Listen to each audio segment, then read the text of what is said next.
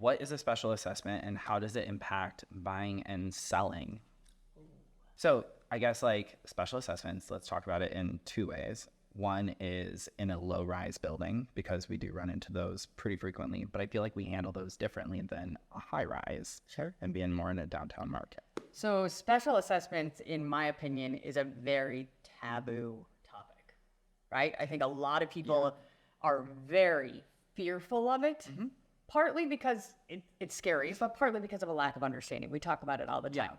You know, in our opinion, special assessments, as long as they're planned and accounted for, they're typically taking care of the building. They're improving the building. But when they're not planned, or more about, whoops, we didn't do things right, that's when they get really problematic. So it's something that obviously this is going to be related to condos. A special assessment on its most basic level is when a condo building needs to implement a secondary payment outside of the monthly reserves to do a specific project or to replenish reserves after a specific project. We typically see it more often with bigger stuff. Now, once again, the size of the condo has a lot to do with it.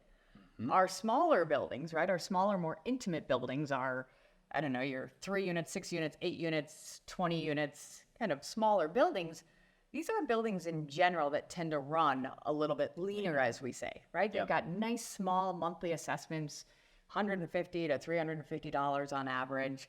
They tend to budget for what they actually need to pay for as they go through. Like their operation. Totally. But they don't do too much in terms of really saying like, hey, we need a new roof, we need to seal a building, we need masonry work, or they might have some put aside for it, but those are bigger projects. And so when those bigger projects come along, the really, really good buildings are the ones that are planning, saying, hey guys, in the next 3 years, we're gonna have to do this. Let's start putting $100 away a month or something like that. But most of them have to have a secondary payment. Now, I usually relate those smaller buildings, and not all of them, but most of them, to almost the idea of owning a single family home, right? If you own a single family home and you need to put a new roof on, well, then you're going to pay for a new roof from that perspective, and then you have a more valuable building at the end. But once again, it's that, do we know about it? Are we aware of it? Are we planning for it? Or is all of a sudden, hey guys, we got a really big rainstorm and we were just told that we need a new roof, and now we're into damage control? Versus, it's a little bit different when we look at some of the bigger buildings, like in downtown. Well, the bigger buildings downtown, I think, just do it differently, because you do have a little bit of a higher assessment, and so you're expecting, and you have a property manager, right? So you're expecting them to be planning for all of this stuff. Right. Whereas a smaller building, you're right, they run leaner, so we know just instinctively that when things come up, you're going to have to pay for that. Yeah. And you typically split it with all the other people. It's the big shockers of downtown where you're like paying $1,000 a month. Yeah, but I think like in the smaller buildings, your special assessments aren't as large, right? So like a roof is going to cost you 10 grand. All right, well, if you divide that by 3, that's like $3,000. In a bigger building, they're not going to just charge you a $3,000 special assessment. That doesn't make sense, right? So they always charge, they're going to wait for a bigger project and then overdo it so that they can replenish some of the reserves. They have all that, like all just the stuff ready for it. And so that's where you start seeing the $30,000 new windows, $50,000.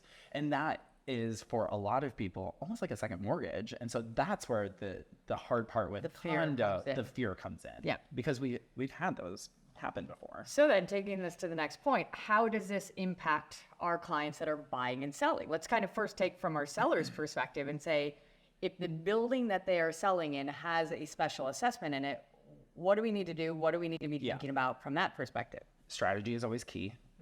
The unknown is sometimes the really hard part. So we've literally had, well, I had 2 listings within the last year that had special assessments that were coming up, but we don't know the extent of it. We don't know everything like that. So that's the hard part. But the best part about that, and the best part about that strategy, is you just let the buyer know what they are expecting, and they take on the risk a little bit more. I find that's always a little bit easier. Sure. Because you can kind of like pitch it like, hey, you're the one who's going to benefit from it. Playing devil's advocate, on the buy side, but it's also hard to get those buyers confident to say, hey, there's something coming up. We don't know where it is. So sometimes it takes us a little bit putting more some money aside for a period of time and navigating that. Yeah, and we can always do like an escrow and say, hey, like we'll set aside, $5,000 out of our proceeds for the next 6 months or the next year. Well, they determine more on this. Yeah, and get a little bit more information on it. Yeah. But I've found success in that with 2 of our listings, so I'm happy with that.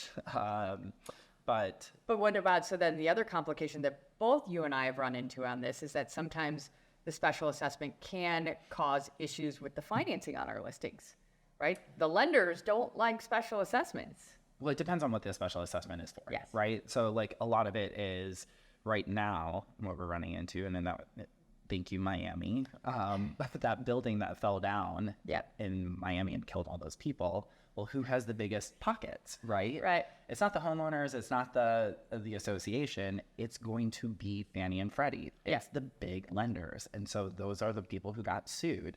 And so that naturally is going to shift our...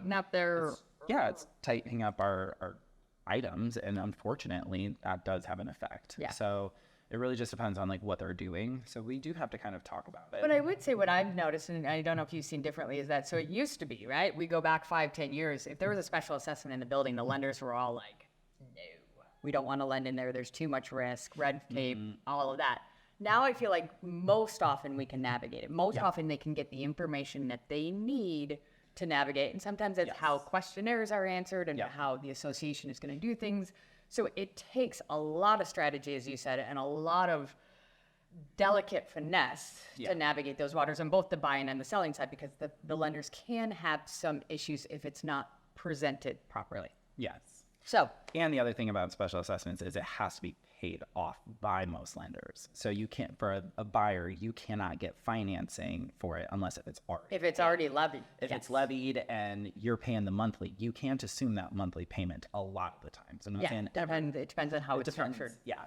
And some of that, and that's where it's there's so many different complexities of it. Is it a special assessment in discussion? Yeah. Is it in a research phase? Has it been levied? Is it actively going? Has the work been done? Has anything completed, or is the work still outstanding? And is there a possibility of further growth of the project? Yeah. Like, those are all really important questions to come back on.